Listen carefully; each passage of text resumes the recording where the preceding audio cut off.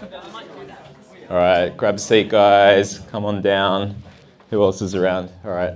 Where's my clicker? It's in my pocket. Here we go. Do you guys ever have that dream where like you're on stage in front of people and you haven't prepared? Welcome to my life. My name is Mark. I'm from the Aus DeFi Association. Thank you so much for coming. There's a lot of new faces here. Make sure you network, get people's numbers and details. The most important thing about this is that a lot of people we found coming to these meetups, they've connected with so many more new people and made friends, made acquaintances, done work together. It's amazing. This should probably be in presentation mode. That's a good idea. All right, we are here at the Greythorn offices. Can I get the Greythorn folks to put their hands up?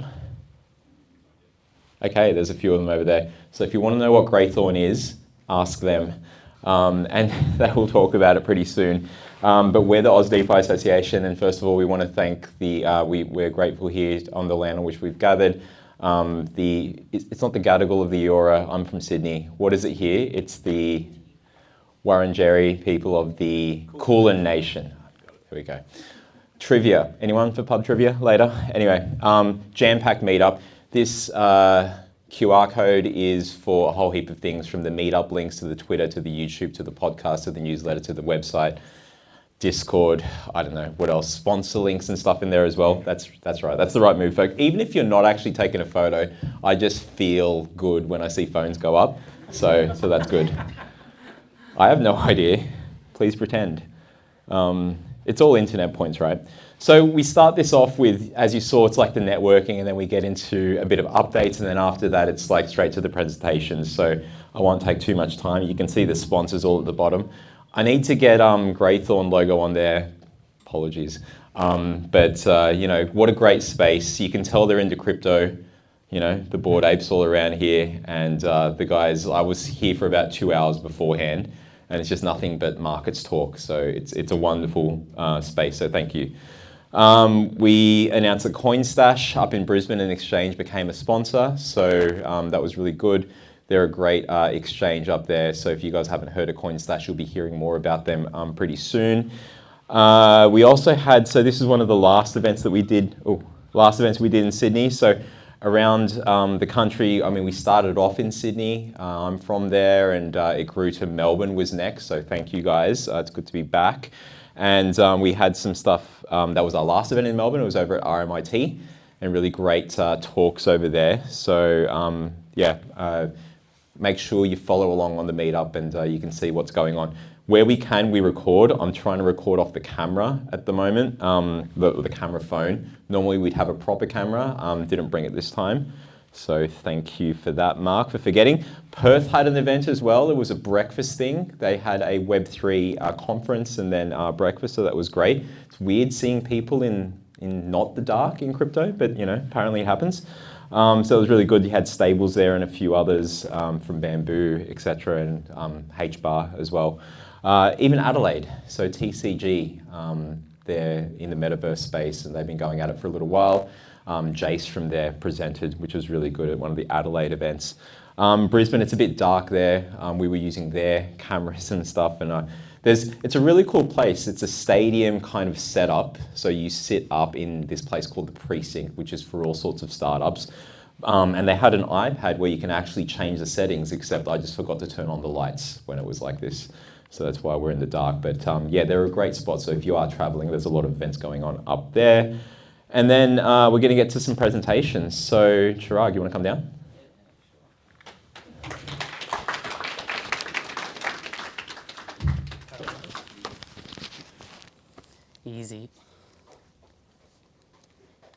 Easy, thanks. Nice to meet everyone. Welcome to Greythorn. Good to see a lot of new faces here. For those who haven't met me, my name is Chiraag. I'm one of the traders here at Greythorn. For those who don't know about us, we're a liquid fund investing into the sector exclusively, mostly into large caps and the broader top 200 altcoin market. We thematically adjust our portfolio depending on different macro conditions. A bit about our history. We've been around since about 2017. Found our foundations in that ICO cycle. Managed to get a couple of gems in BNB, Phantom, Polkadot. And then, next couple of years went pretty well. We had a lot of interest within our network to get involved in what we were doing, and that's when we decided to, open up this fund to the public and, launch launch it to external capital around 2020, 2021. So yeah, I mean, people in the, okay, I'll just wait for a couple of people to enter, 2 seconds. This is my renter crowd that come in. Nice, nice, nice. Just on time. Just on time, perfect. Oh my gosh. Oh, wow. Please. Welcome everyone, please feel free to have a seat, grab a chair, couch, anything. But yeah, I'll continue a bit about the team. You know, we've been in the space since, you know, its early days, 2011, 2013. If you're curious just how much crypto has evolved and, you know, I guess progressed in the last decade, please come talk to us. You know, we've really seen crypto since its early days. Got one more slide for you guys. Yeah, why Greythorn? A lot of people ask us, what's our edge here at Greythorn? You know, this is where I have to give props to, you know, the team at Greythorn, the research team specifically. They take, you know, really deep dives into, you know, the latest innovations across the market, always, you know, getting into the granular detail of how these mechanisms work, you know, how things are incentivized, especially from an investment point of view. So, you know, if you're curious to, you know, what we're looking at, we're always active on our social media channels, Medium, LinkedIn, yeah, most of the broad ones. I think, you know, we found Pendle early last year, ZK Sync as well. And yeah, we continue to look at new stuff. I think we just posted our research on Ton, Telegram, and we had meme coins the week before. So I'm sure that you might find that a bit interesting as well. But yeah, you know, again, thanks for coming by. I'll pass it back to Mark. Thanks to all the presenters tonight for making this possible. We really, you know, believe in the power of exchanging knowledge and networking. That's why we like to open up the space and let people connect here. And yeah, come say hi, and I hope you guys enjoy the evening. Cheers. Great speech.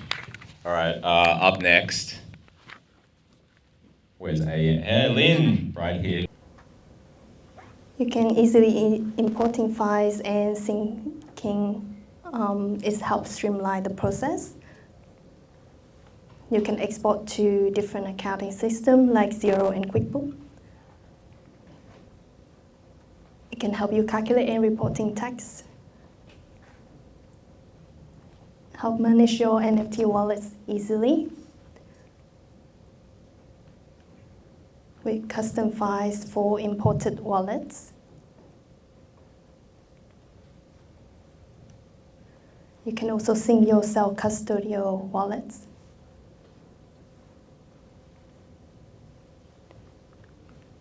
You can add multi-users. And there are some features that we are currently building, which is you can view historical balance for wallets. You can create, send, and manage invoice. And you can have the crypto tax report. Here are some of our existing clients. We have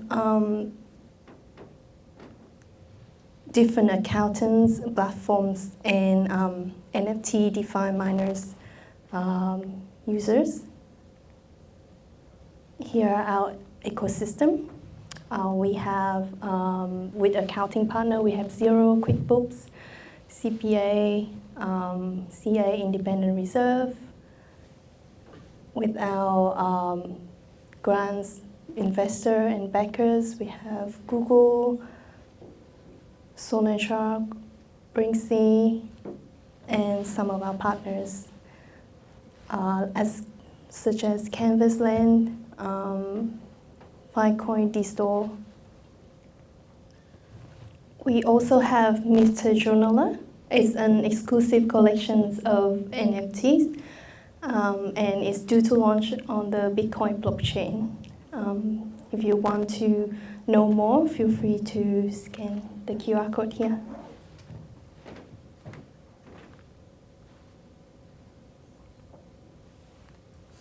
And I think that's the end of my presentation. Anyone got any questions? Will? I was going to say the pastel legend. I love it. All right, I'm going to queue up. Sorry, I don't want to ruin. There we go. You go. This is you. That one? Yeah. Hi everyone. William Saunders from Multilateral Group. We are an independent think tank and we think a lot about ecosystem strategy. And thanks Mark for allowing me to speak this week. I haven't done a presentation on the group before, so I'm curious to know myself as to how this all comes together. Usually Will's on the side over here throwing some interesting questions at the person, so if you got any spicy takes, it's payback time, right? It is. Okay, let's get going. As a think tank, we operate between all actors. So we operate between government, institutions, corporate, Web3. Who are the actors? Well, there's a lot of them.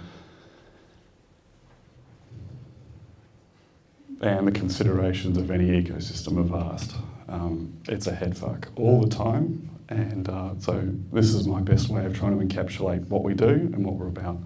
But we do stand in quite a different position from the rest of Web3. I will just preface that. Our focus is not so much in terms of the markets where Web3 loves to be at right now. We preside more so at the step prior, which is the interactions that occur before every transaction. Did I step on a cord there? That's my name, William Saunders, co-founder and partner of Multilateral Group, and we are from Melbourne. Hey! My fascination is in business systems that enable cross-domain and cross-actor interactions. In a prior life, I used to work mainly in financial, in post-M&A business, digital systems, and largely around when businesses were post-migration, how do we connect all the systems together? And those projects drag out, and budgets are blown. And I wanted to get out, so I did. What I noticed was the majority of business activities and costs centred around the substantiation of things amongst actors, signatures, proofs, etc. I don't need to tell you guys about that because that's the nature of Web3 around provenance. A question that always lingered in my mind was, okay, well, how can digital help organisations extend the administrative function of its business operations to include its customers and its stakeholders? Wouldn't that be great? If only there was a trusted third party that could enable something like that. I can't think of anything. Oh yeah, I learned of Bitcoin in 2012. Did I buy in 2012? No. No, I did not.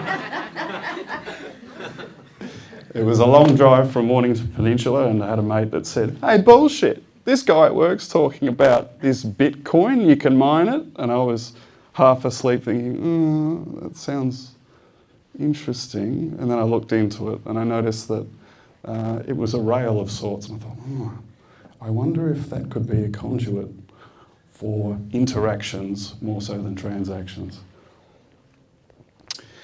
I toiled in corporate for a while, and then I entered the Melbourne blockchain community, which was down at South Bank. And my foray into crypto was day one, can you sell a white label cryptocurrency exchange? And my question was, what's a white label and what is a cryptocurrency exchange? So I got 5 or 6 years worth of crypto experience within 6 to 9 months. It was during 2017, and obviously that was a year that went nuts.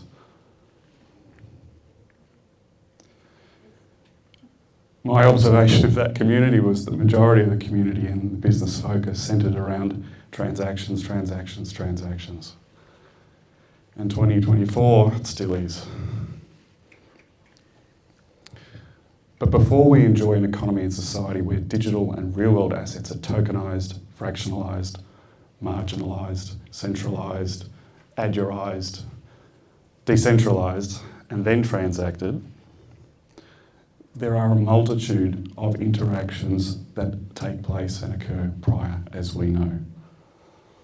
And the primary areas we consider are the communications, the governance, the operations. These interactions determine whether a transaction of value is required or not. And as our business systems become more sophisticated, intelligent, I'm not going to say the AI word, oh shit, I already said AI. The ratio of interactions and transactions are going to shift dramatically, and they're going to attract different recognition and treatments from place to place, time to time. In 2019, formed Multilateral with a senior team that have vast business and digital transformation experience, and we identified the mainstream enterprise need, which is, in Web3 speak, how does a DAO contract with a corporate entity compliantly? And if you can imagine all the considerations that are required and able to do that now, that's where we're headed. So we design and license the tools that enable all actors to engage and manage these digital-based interactions. And there's a slew of 4 or 5 years of IP and thinking underneath the hood, so that they can meet the growing complexity of business challenges and seize opportunities as either individuals, organisations or ecosystems. If there's one thing I can just leave you with is interactions, then transactions. Thank you.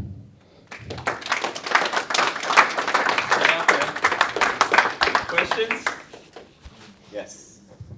How does a DAO interact with a company compliantly? How DAO? How DAO? Currently it can't, How but do you figure that out? regulatory and functional equivalence all the way down. That's all that can be done currently. So we design the tools to provide that kind of transparency, and like everyone else, we need sandboxes and working bees and different kinds of actors to actually test that, but that's a rolling feast. However, our guys have vast experience in setting up cooperatives. Hint, hint, nudge, nudge, where's the equivalence there? Yes. Actually, in France, there was, I'm remembering a conversation I had with someone. There was a DAO that created some kind of it was Will Remmer that was talking about it. Obviously MakerDAO. They set up some kind of a DAO structure that worked with the banks over there. Okay. And so from a cooperative perspective, obviously the cooperatives are quite strong in France. So that would make a lot of sense. It does, and I work with some senior guys that are not too keen on the idea of cooperative-based structures being led by effectively teenage Web3 people. And so all other actors are requiring something that's a bit more robust and has some experience behind them. So that's what we're aiming for. Other questions? One more, yeah. Oh, hang on. Let's get the mic. Sorry, I should have given you the mic. Sorry. All right, test. It works. Who? You? Not all decisions within corporations can be made publicly on a public blockchain. Could you describe how you've built governance and policy around decisions that need to be made in private? Say, for example, we need to decide to cut 10% of the staff. You don't really want that publicly available to the rest of the staff. We haven't solved that problem.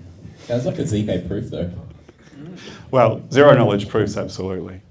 But we're just not at that stage yet of figuring out that level of problems. If you want to chat about ZK proofs, we should chat about that for Multilateral, selling myself.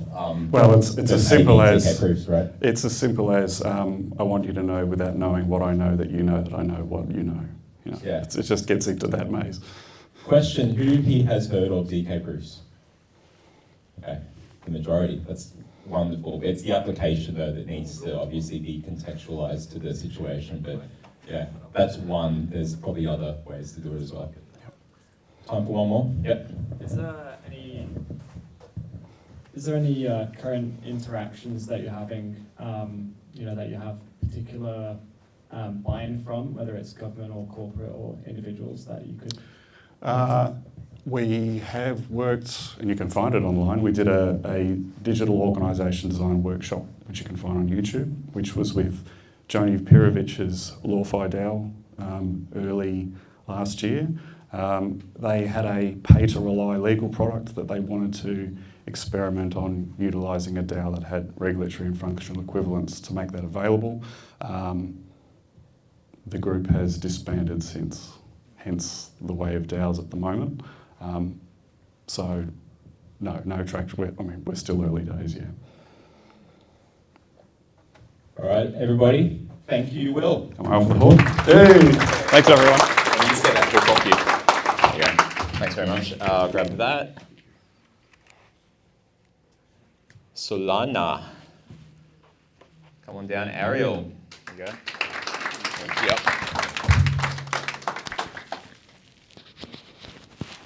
Okay, you're good. Yeah. You go. Testing, 1, 2, 3. Beautiful. Hello, everyone. Good evening. Thank you, Aus DeFi and Mark, for having me today. I will be talking about Solana U and another venture that I've recently started working on.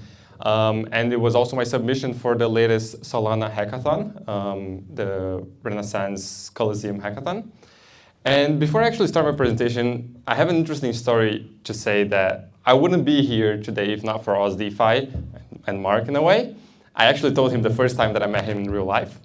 Because exactly 1 year ago, in the depths of the boom of the bear market, interest in crypto in Web3 was really low.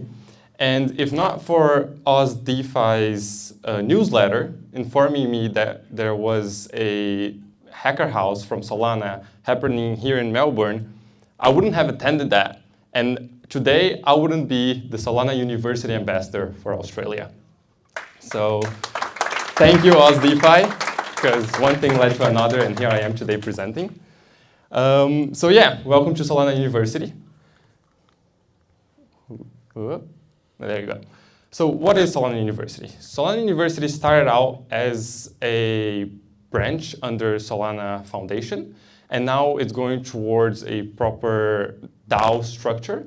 And it's a student-led initiative in a way to firstly be an open and safe space for young minds, university students to ask about crypto, regardless of what level you are. It's a place to learn, so if that's NFTs, gaming, DeFi, DAOs, and more, again, a hub of resources for you to learn. Sorry, just step forward a bit. It's got an auto. Oh. Just I don't know what you call it. Like anti-rug device. Is that what it is? Yeah. So the screen will automatically turn off. So you just have to step forward a little bit. Okay. Here's good. Beautiful. And so first off, do we have any university students here in the room tonight? We have one. There you go. This whole presentation is just for you, man. It's a place for you to grow, to grow as well, your career. So now we're also pivoting to be the bridge between Web3 companies and ambitious university students who are looking for roles in Web3. So if that's internships or if that's entry level. So if there's, obviously there's Web3 companies here, this is a place for you to find these university students who are either building on Solana or are interested to learn more.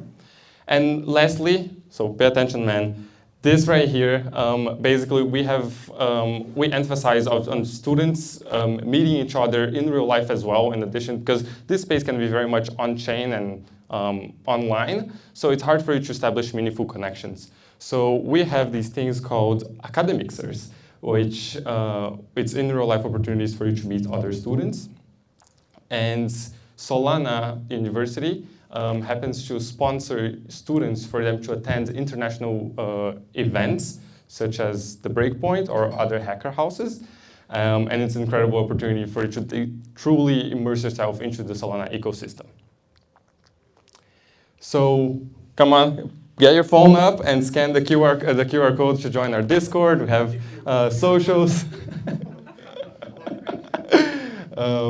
So follow us on socials. Although this is obviously targeted for university students, it's, again, you guys are more than welcome to join and ask questions, because at the end of the day, we are a very good resource for you to ask questions, especially if you're a developer, you're a builder, and you're trying to chew glass, trying to learn Rust. It's a very good place for you to learn stuff.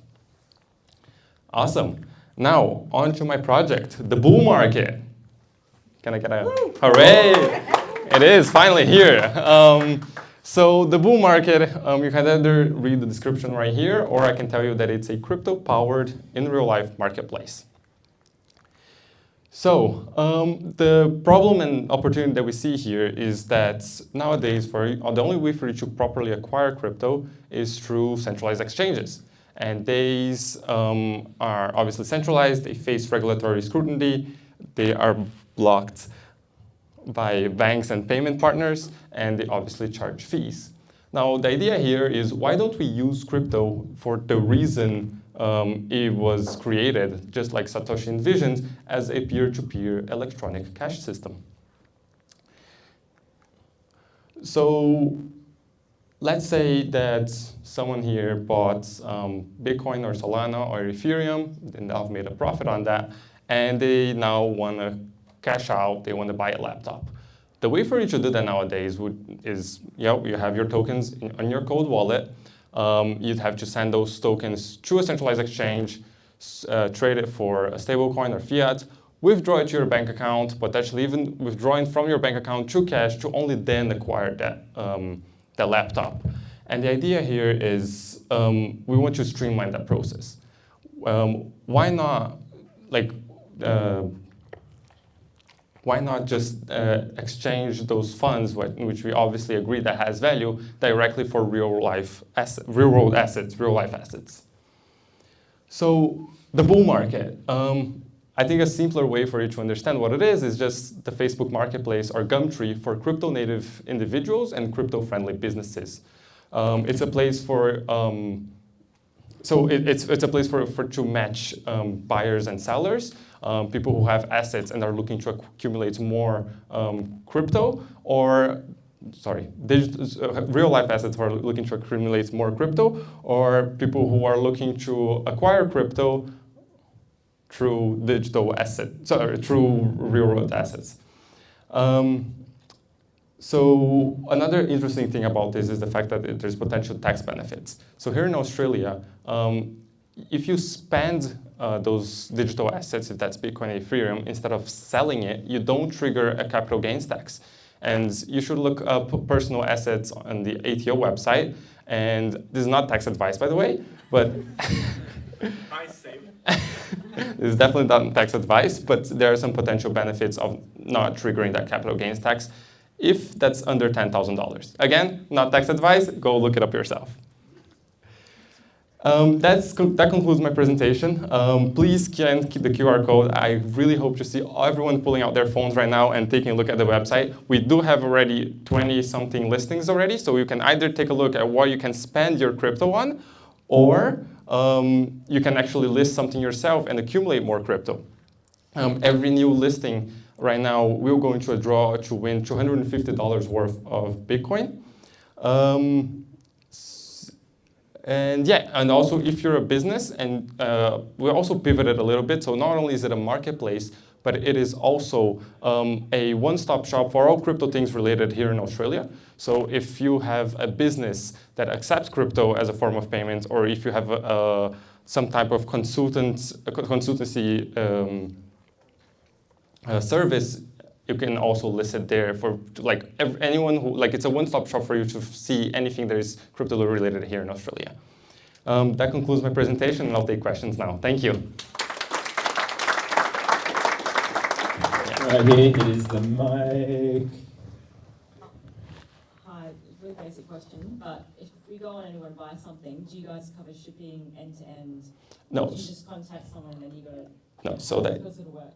The idea here is to be peer-to-peer. So basically, we're just matching buyers and sellers. You're going to open up a chat. You're going to talk which tokens, which blockchain, if you're going to ship, if you guys are going to meet in person. So very much like Facebook Marketplace, same way people usually use cash for that trade. Why not use crypto? Where do you see the demand as far as looking at the listings? Is from $6 to $20,000 kind of thing? Yeah. Big dollar value transactions or small dollar value transactions? Can be anything actually. So the idea is you can list a car there and have thousands of dollars, or you can list a surfboard or even the toaster. It all comes down to, again, same way we have people using car sales to buy cars and boats, all the way to Facebook Marketplace, getting that toaster. Yep. Question. A great idea. Actually, two questions. Is it what does the website only support only target Australia, or does it work in? So at the moment, we're focused on Australia and New Zealand just because of like regulation, and just gotta understand so that we don't like get into the US and see it's like, so at the moment just focused on the Australian market. And the second small question, how do you make money on this platform?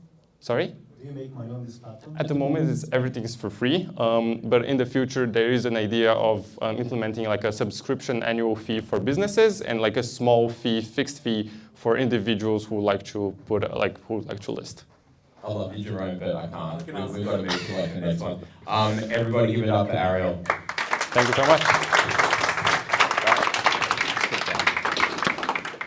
All right, hang on a second. We've got to do a mic switch over. Technical difficulties. There we go. All right. So if anyone wants to buy my $9,999 toaster, you know where to find me. Mr. Bailey, come on down. Do you want to sit over here so that the camera can see you? Actually, I've got to hook you up. How should we do it? There we go. That's you. This is me. You want to grab this mic? Thank you. I'll do this. I'm sitting down, am I? Sitting down. Okay. I'm going to do that so I'm not... So you might actually be able to see me. And I just got to check to make sure that this is being recorded.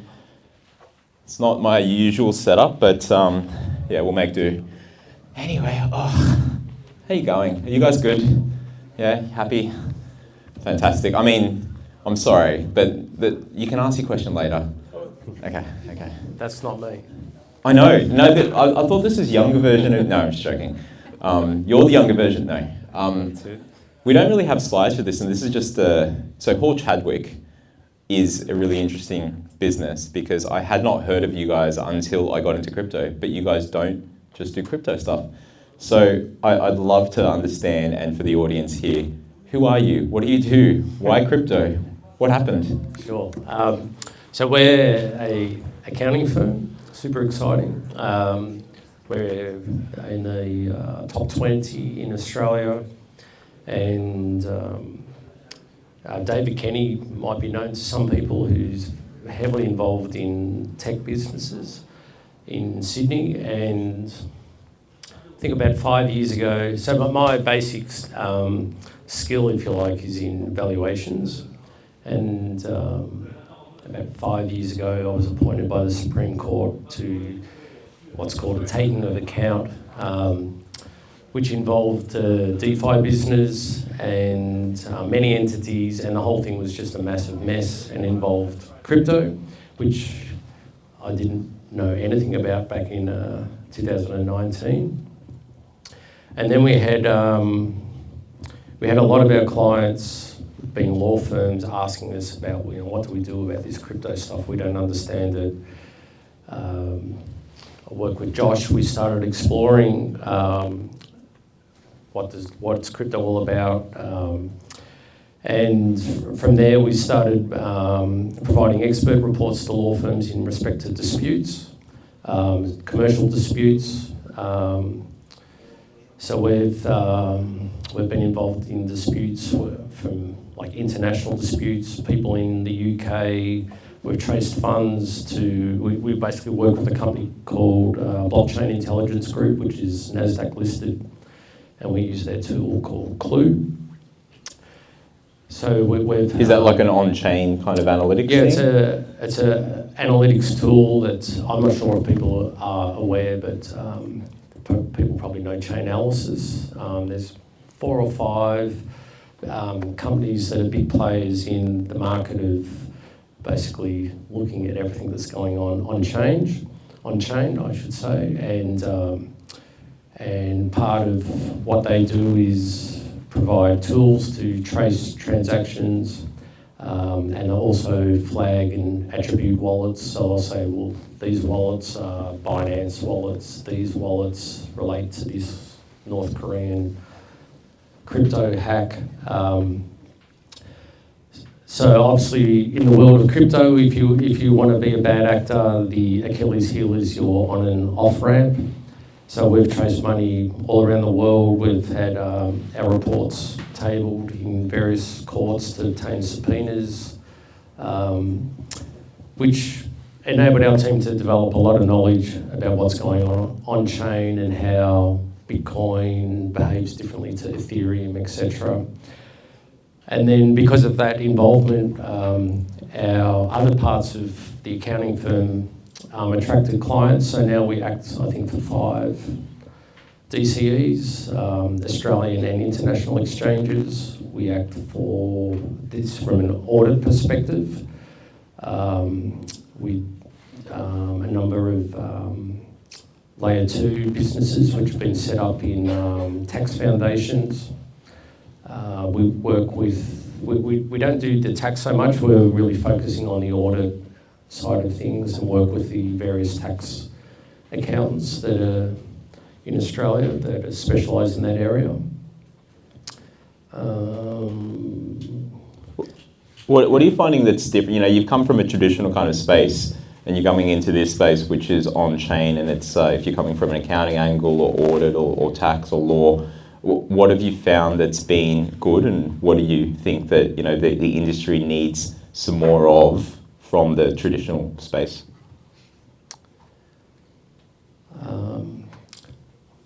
The thing that I find the best and the most enjoyable is the camaraderie and the way people work together. It's not dog eat dog, other than a few of the big exchanges. It's a little bit different, but generally everyone's very collaborative and working together to try and make this work. Obviously there's lots of hurdles. There are bad actors around, which, you know, I really feel for, you know, business that are impacted by, like, well, not just businesses, investors that are negatively impacted, but also businesses, because it sets the industry back, obviously. And there's so many people working so hard to have the regulators listen to them, to help create transparency and the right regulatory environment. Because obviously Australia doesn't live in a vacuum, and the race is on with Singapore and Hong Kong going super hard to become the Asian hub for blockchain, and now Japan has changed its mind and it's in the race as well. So I was with Mark as part of the Blockchain Australia policy submission, and it was great that there were some politicians there to accept our submission, but getting their attention was pretty difficult. Very difficult, and we'll track back to that, but what that was the Blockchain Australia got different groups working in the space, from consultants to accountants to lawyers to exchanges to developers as well, like us, to come together to give our opinion on what was it. It was, and you guys hosted one of them. What was the area that you hosted? Yeah, so I hosted the tax one, and some of the problems are just ridiculous, which I wasn't aware of, not that interested in tax. You know, simple thing is, you know, if you transfer crypto from your wallet to an exchange, that's a disposal under our tax law. And you can pay tax on that. Like, it's just ridiculous. Like, I don't think anyone does, but that's just an absurdity. So these things that were, whether they're absurd or they were unclear across regulation, tax, custody. What's the other one? There was another one. Integrity and innovation, I think. Yeah, there was an innovation-related one. But across those 4 areas, if you can imagine the things that are relating to the incoming, it's incoming because they've worked on it. Treasury's already gone out with a consultation saying this is what we're thinking of doing in terms of regulation, and we've shot back saying that, okay, these things are okay, we agree on these, but there's other things we need to be careful of. And that's why Blockchain Australia organised this, these 4 places to actually have these conversations. And the transcripts from all of those, we all kind of sat down, and in the rooms, it was, we came up with what we think should be a response or recommendations on these particular areas, as well as, because we recorded it, we used AI to help us, because humans, you know, we only know so much We've got a really great reasoning engine here, and it helped us to create an even more substantial submission, which we went to Canberra to do. But back to the point around the politicians, it was really difficult having them stay at the table. Yeah, the effort of people, like that submission, I'm not sure how many people were involved in the roundtables, but about 80. All the big exchanges were there, big law firms, accounting firms, investment banks, ASIC, ATO, AUSTRAC. So there's a lot of people, very expensive people around the tables. So the effort that's been put in, so yeah, I thought it was pretty frustrating at the presentation, the interest.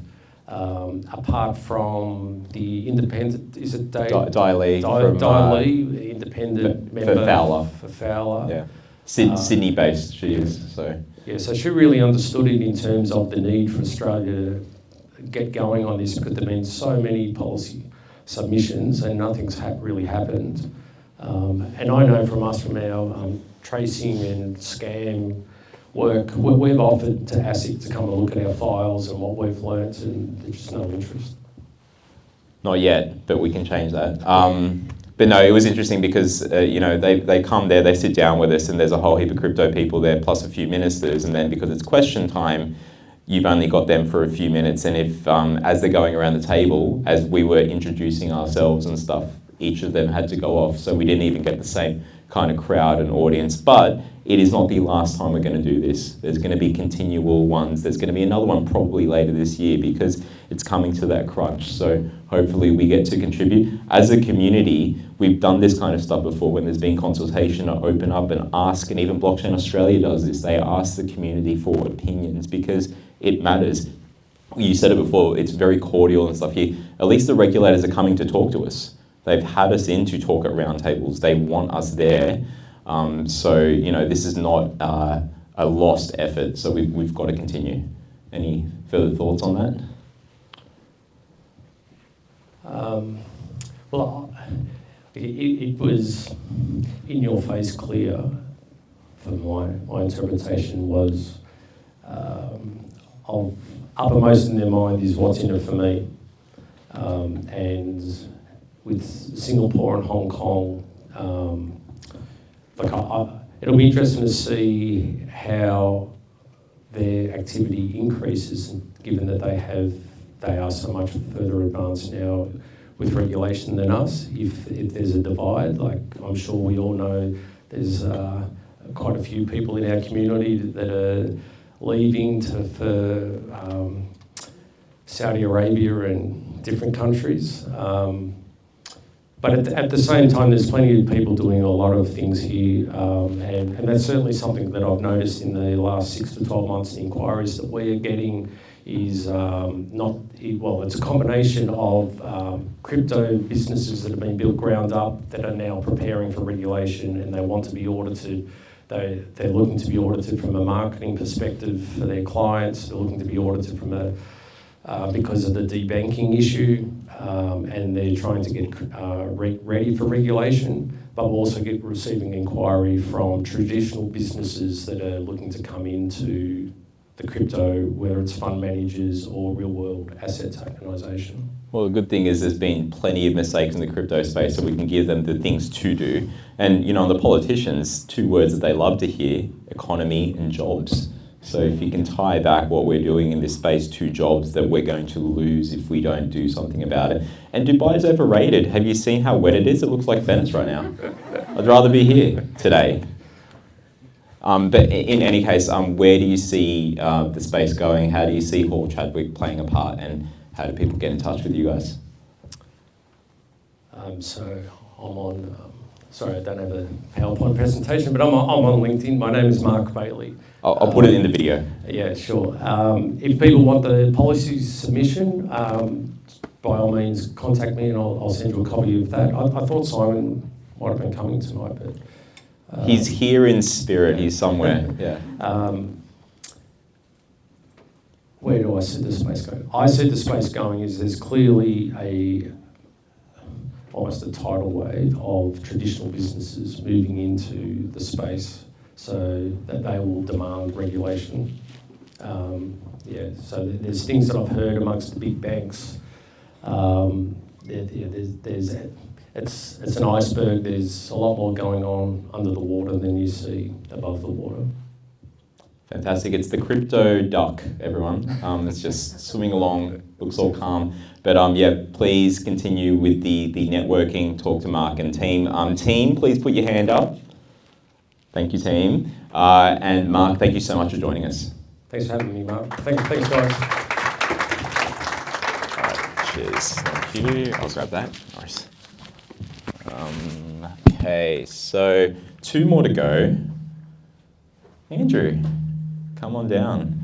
The seat's warm. I didn't mean about, the seat's warm. Do I need one of these? Yes, you do. I'll grab it for you. There you go. Is that makeup as well?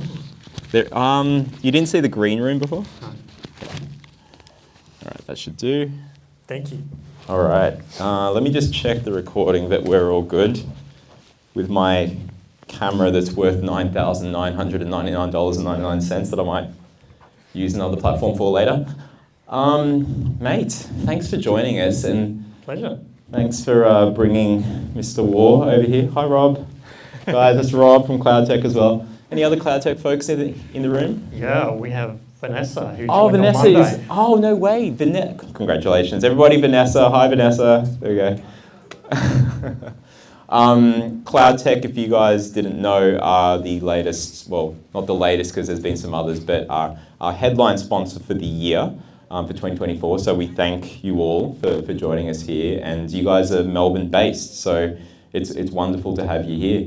But you've been brought here especially because before seeing you here, the last time we spoke, you were leaving a traditional, safe, boring kind of job. Yep. Yeah. So Do you want to tell us about that? So I spent the last 7.5 years working for National Australia Bank, which, as you said, is a big, regulated, boring entity. It wasn't so boring for the last 2 years because in the last 2 years, Rob and I were working on the NAB stablecoin, which was heaps of fun. But yeah, you wanted to chat to me about the transition from sort of TradFi into this space. I think it's a really good conversation, and I think there's lots of opportunities. I think if people are looking to make the move, for me, I'd spent 10 years in the UK, which is where I'm originally from, working in financial markets at Deutsche Bank. I then came here and was working for NAB also in financial markets. And I think in that big bank space, particularly in financial markets, there's a lot of sort of crossover to what people are looking at here. They're regulated, they're financial products, yada yada, they're risk managed, all that kind of stuff. And I think it was interesting listening to Will and then also to the last speaker. I think there's bits of what those guys said which are probably going to come through in what I'm saying as well.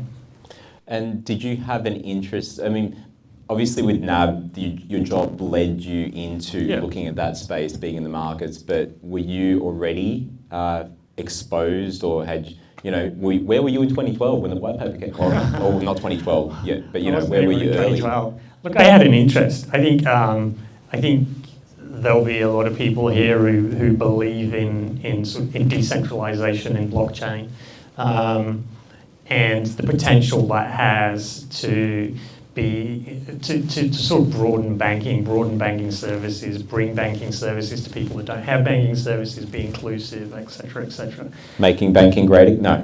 Making banking great again. And I think I've used before, and you wind me up if we're getting short on time. I can see people waving at you. No, we're good. We're good. Yeah. I've kind of used an analogy of planets before, and on one side you've got this big planet of TradFi, which has got the big organizations and the NABs and the Deutsches and the whoever else is. And then the other side you've got the smaller planet, which is the planet that we're all now playing in, sort of planet DeFi, if you want to call it that. And one is bigger. Is that name taken, by the way? I don't know, maybe we should trademark Planet DeFi, yeah.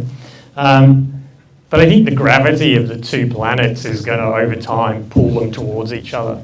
And I think that being in the middle is going to be a really interesting space.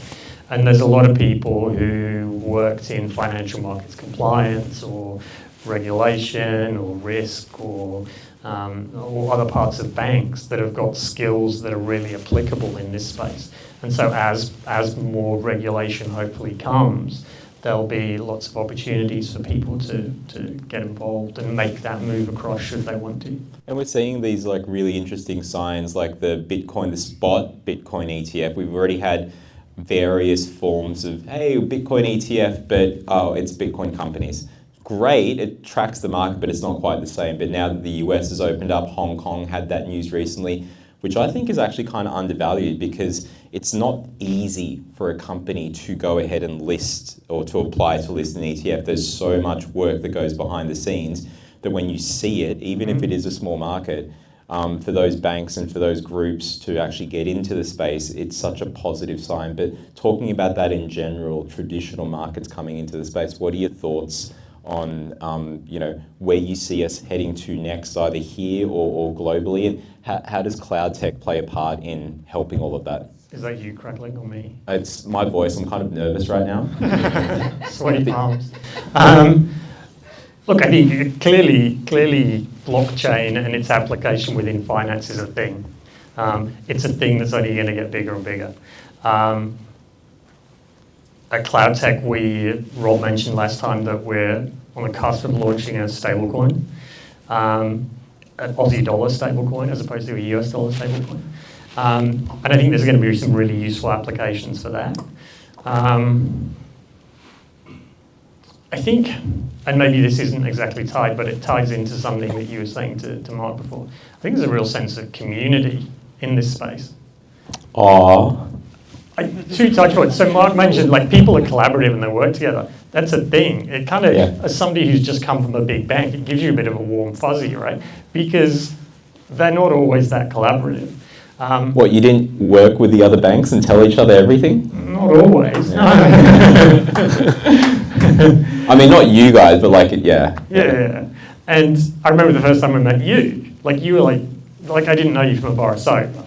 And you're like, what can I do to help you? I was like, wow, yeah, awesome. Let's chat.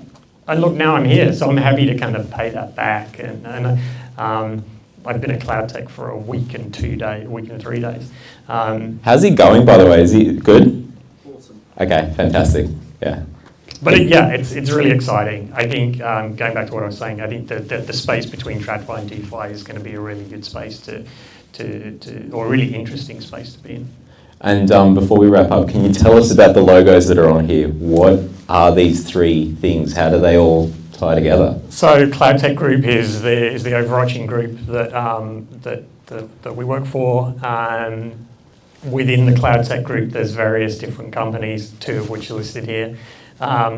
Ubiquity, we have a sizable share in Ubiquity. Ubiquity is a new company which is going to be issuing AUDU, which is our Aussie dollar stablecoin.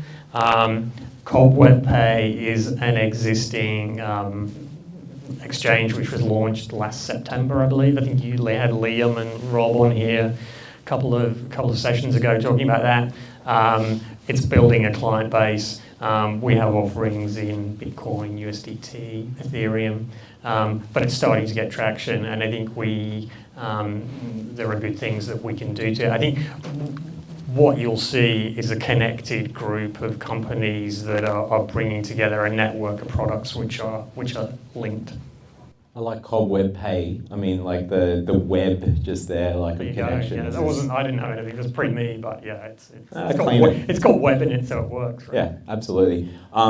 There's going to be plenty more that we'll hear about yourself and obviously CloudTech over the coming time that we're all together and stuff. So for now, thank you so much for joining us. Inviting the opportunity, and I'll be around for absolutely. All right, thank you. Cheers. We'll grab that. Sorry. And next on stage, oh God, sorry, Sonar. Donna, come on down.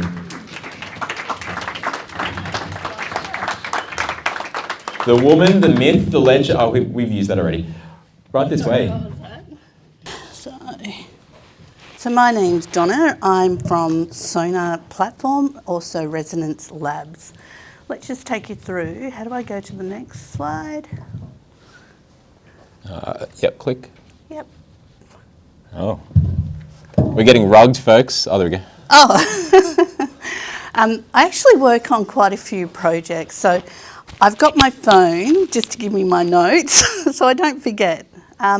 So SONAR DeFi made easy. This is how SONAR pitches in 69 seconds.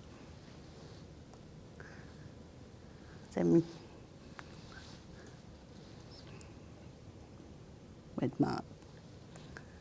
There's no volume, Mark. Oh. No, I didn't know there was going to be sound. Oh, okay, that's okay. No, that's okay.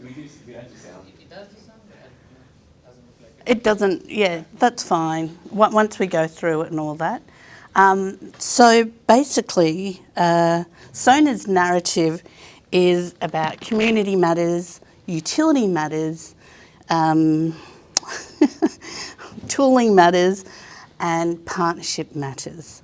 So we've actually acquired a partnership with Global Emerging Markets, which is a $3.4 billion asset management fund that's helping SONAR build the technology out in DeFi. We are a core team, and I'm just going to, this is nearly finished. If you ever get a chance, go online and have a look at it. It's pretty cool. And you can hear it. Sorry. And you can hear it. Exactly. Yeah, look, we're out there solving the problem of DeFi. How many traders are here? I mean, those that, yep. I'm a DGen trader and I trade as well. And the thing that I find really hard in the crypto space is having all these tabs open. And I'm doing just a DYOR. I think, oh, I've got 20 tabs just for one particular project. So what we're doing is we're actually bringing all the tools and the services, and we're just bringing the scattered mess and just focusing on an all-in-one product. Our core team consists of over 50 years combined. Oops. Oh, I think I've gone too far. 50 years combined in finance and education, C-level multinationals, trading in commodities, as well as product design. And there's just a list more.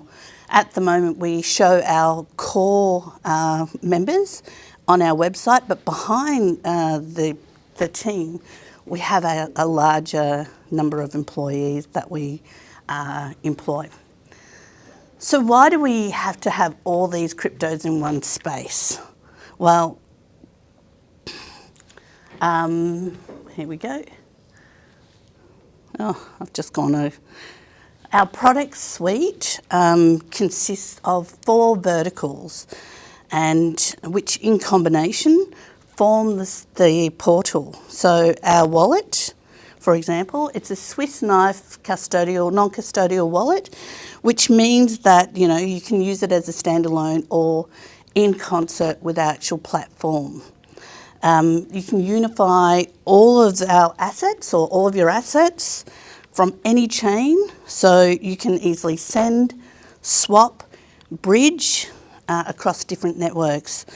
You can track your assets, both EVM and non-EVM chains, with our aggregated view of all the accounts and addresses. So for example, with MetaMask, you have one main account and underneath it you'll have all these different other accounts. In SONAR, we have the same aggregated view, and every wallet, every account has a seed phrase. With MetaMask, if one of your accounts is compromised, your whole portfolio is compromised, whereas with SONAR, because we have the seed phrases against each individual account, then one account will just be compromised if that happens.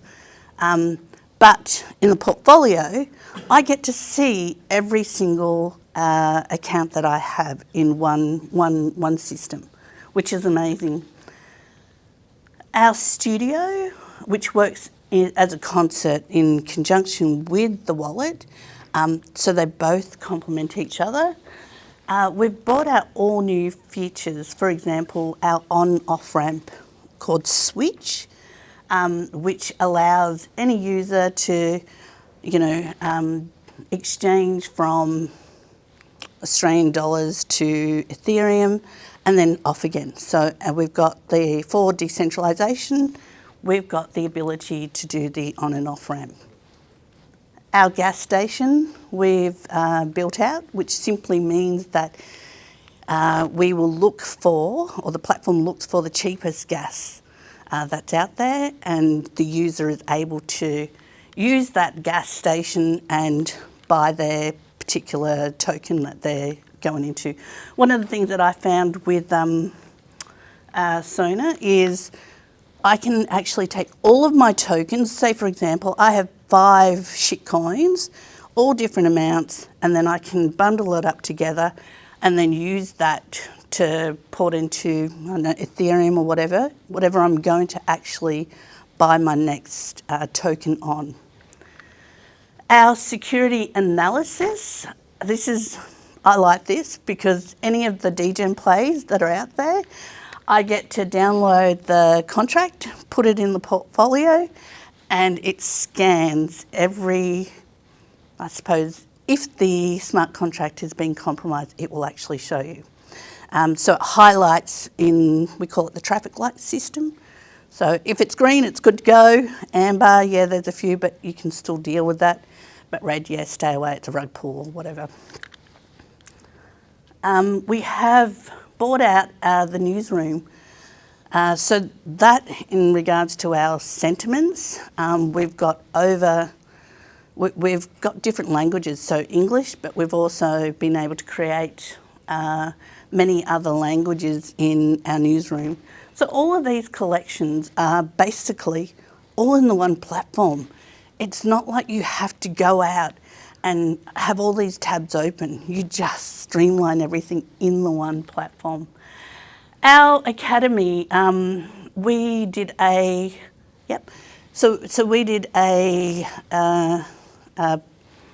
board safely into Web3.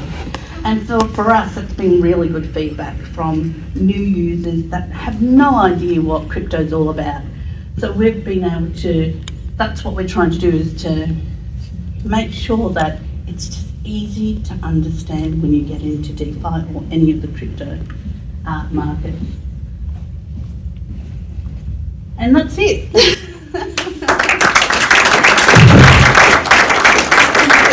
All right, this is payback time. Questions, payback, revenge, all of the above. Good presentation. Where do you pull the liquidity from for the trades? Is it from CeFi exchanges, DeFi, or is it a combination? Yeah, so it's a combination. In terms of the liquidity, yeah, it's a combination of CeFi and DeFi. All the major ones? Yeah. Right. Any more questions? When token? When token? When token. Oh, sorry. So the ticker is PING.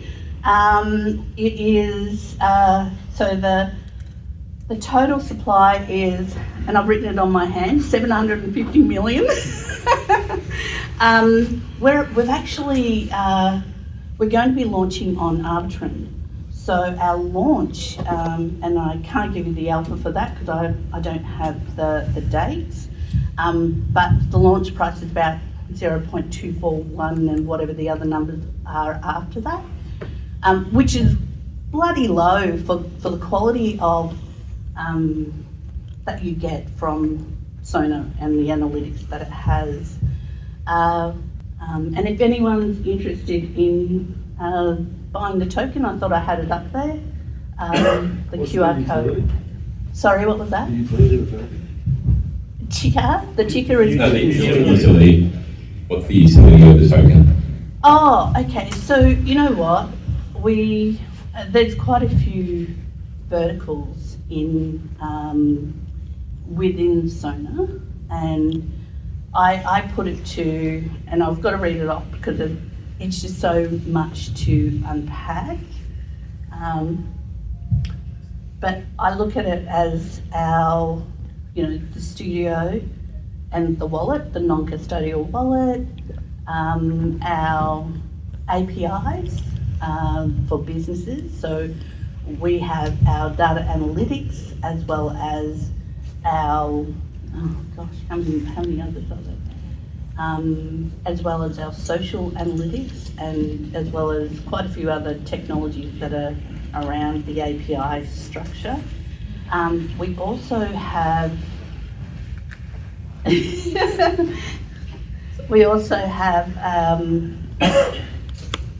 what do you call it? So the knife, the wallet, the studio, our data APIs, and our security analytics as well. So I think really it's a lot of everything, and for me to unpack it, it's just, if I look at the studio and what that does, it helps users come into DeFi safely. And, we have lots of incentives for, in terms of the utility. So people can stake, people can, earn rewards if they are doing or helping the actual project, I suppose, grow in a safe manner. So they're just some of the stuff that we're doing with SONAR. Two questions. The first is, I think what he meant was, and sorry, what do you use the token for on the platform, which is the utility of the token? Sorry. So Ping is actually used so that we can, they're in tiers. So there's quite a few, we've got two. We've got a free to use area in the platform.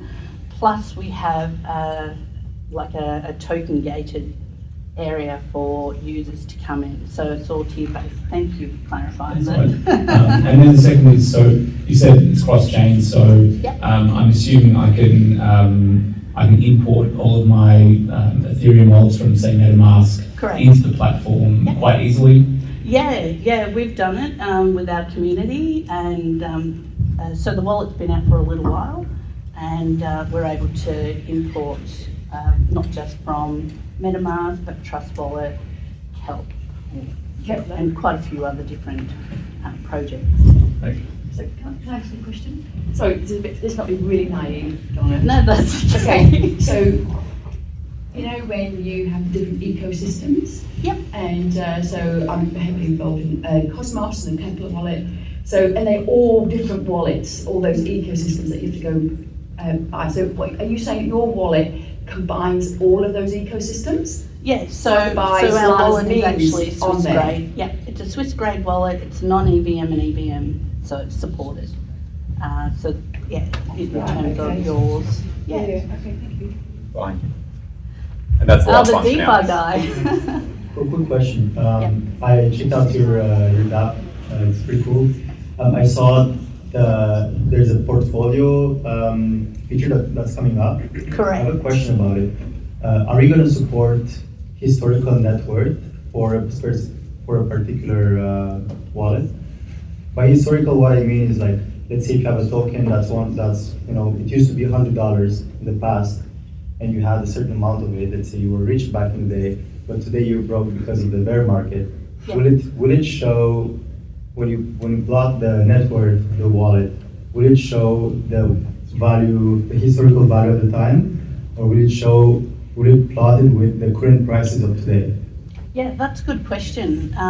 Me personally, I haven't, I do understand what you're saying. I would say that it would import all of it from start to end. However, I can get back and just clarify that too. This is something I was asking earlier in a tool that we built called SIKE, and we're using it in the blockchain space about, BTC ETFs, is that positive? There's a whole heap of things going on in the background. We're builders in blockchain primarily, and we were looking at how AI works, and this could be better.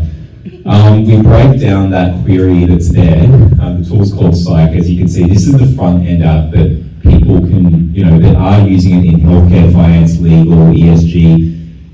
There's code that sits behind there, which is what I'm going to talk about because there's a lot of developers and stuff here. So there's people that are using this in their Web3 projects, but also in other industries as well.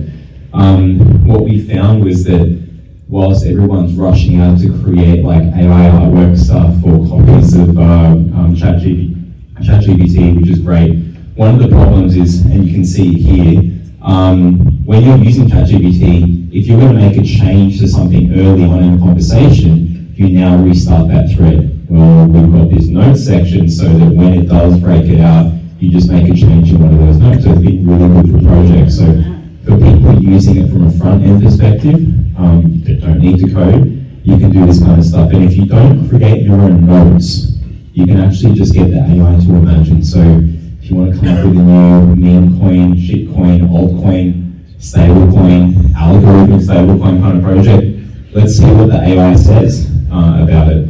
But what's important, and this is what I want to talk to you a little bit about today, just very quickly before we go back to drinks, is, and this is the kind of results that come out.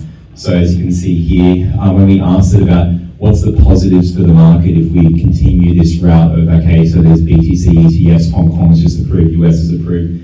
Well, it says from that initial listing, let's explain the ETF significance, impact of listings on crypto, historical analysis, investor sentiment, regulatory, more. Getting the AI to think about what these things are is pretty powerful. And obviously with all those, you can edit each of those.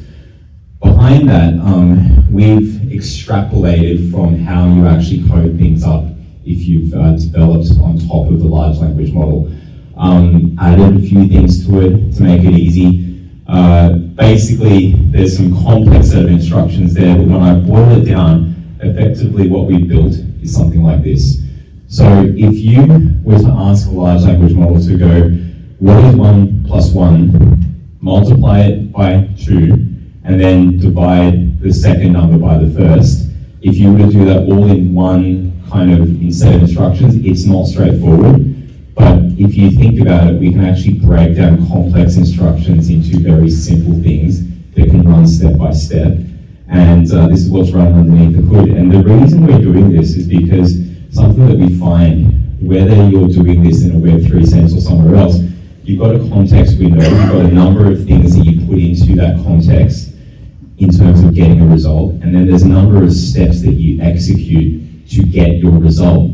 Unfortunately, what that means in the normal kind of ChatGPT world is you've got this wide solution space where your answers that you're looking for could be any one of these X's on there. It could be based on a few bits of context, or it could be based on a lot, or it could be based on one of these single ones. So there's a wide possibility of solutions, what they call stochastic in traditional kind of finance. You don't want stochastic in the real business world. You want to have something that is precise, because stochastic basically means random. And that's what you're doing when you're using AI. And we've already got enough craziness in crypto. Let's get some accuracy back into it.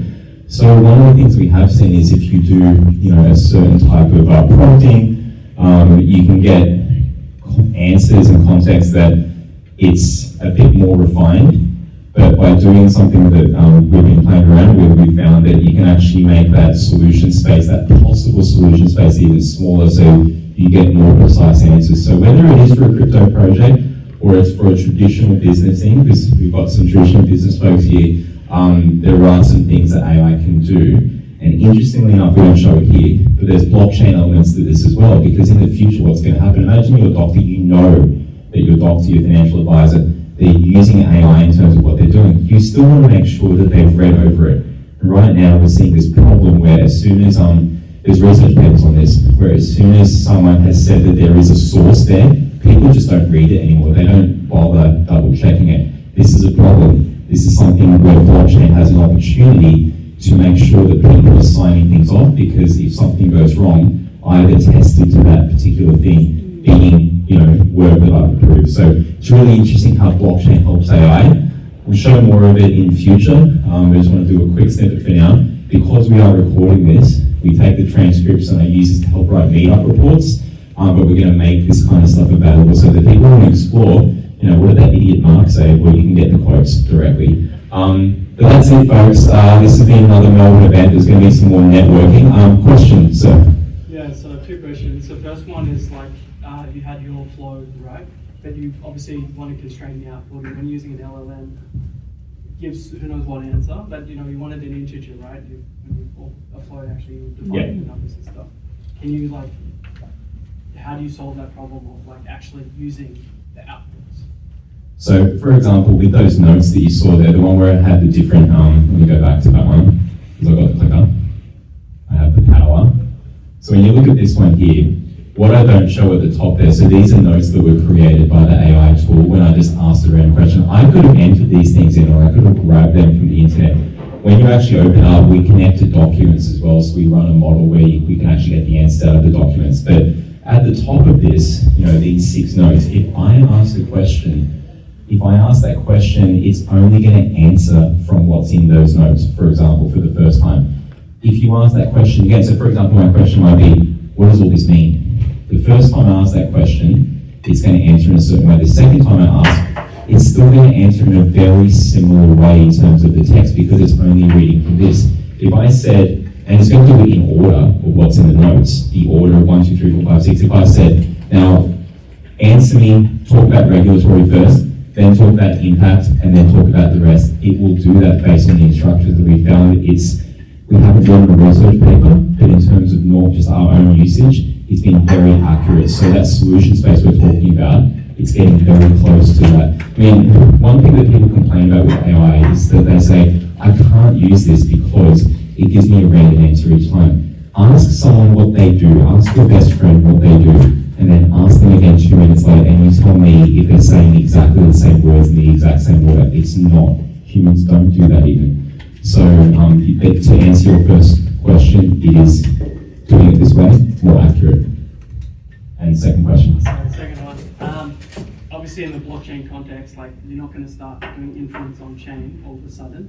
And so if you do inference off chain, you need somehow to attest that it was actually that model or that weights that actually got the result to be able to use it in a trustless way. Otherwise, obviously, anyone can give you any answer and you can't prove that it actually came from the model. So have you thought about that problem at all? So first of all, what we're doing at the moment, thank you guys, what we're attesting to is the outputs that come out. So I don't show it here, I don't have a screenshot for it, but when there's an output, you can do a tick box, and we call that a micro-signature. It's based on a ZK proof because there's certain features of what goes into that micro-signature, the time, the person, the states, various features that go in there, that if someone was to ask a question on it, we don't want to give up all that data, we just want to be able to say true or false things, hence a ZK proof.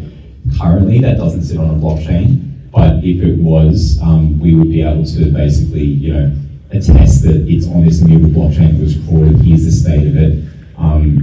So we do that way, but there's probably further things that we could do, to take it further and put more blockchain into it. Because a lot of people talk about blockchain in terms of AI, in terms of how it can audit, how it can, audit the inputs, the outputs, but there's probably more that could be done.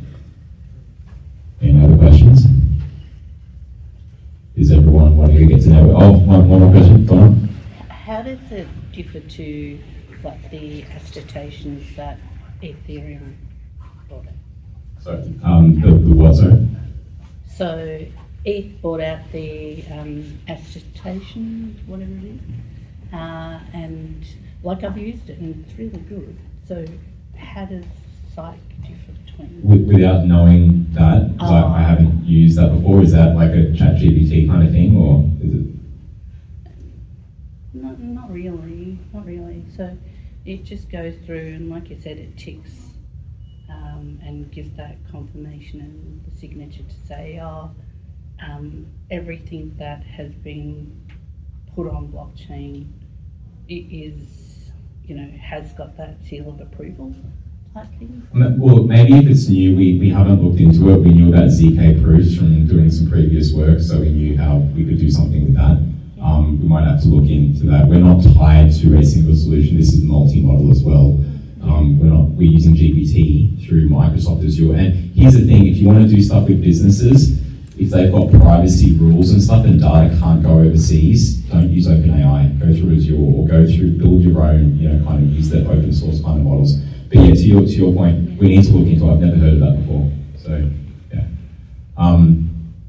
Okay, very good. I'm getting the sealed approval here, or the nod, that I need to look into it. Folks, thanks so much. You've been very patient. There's plenty more drinks. There's still some pizza out there. This is the best part of the night. It's networking. Please continue and do not tear the house down because Chiraag will kill me. Thank you, Chiraag. All right, everybody, thank you to everyone in the last classes. Have fun.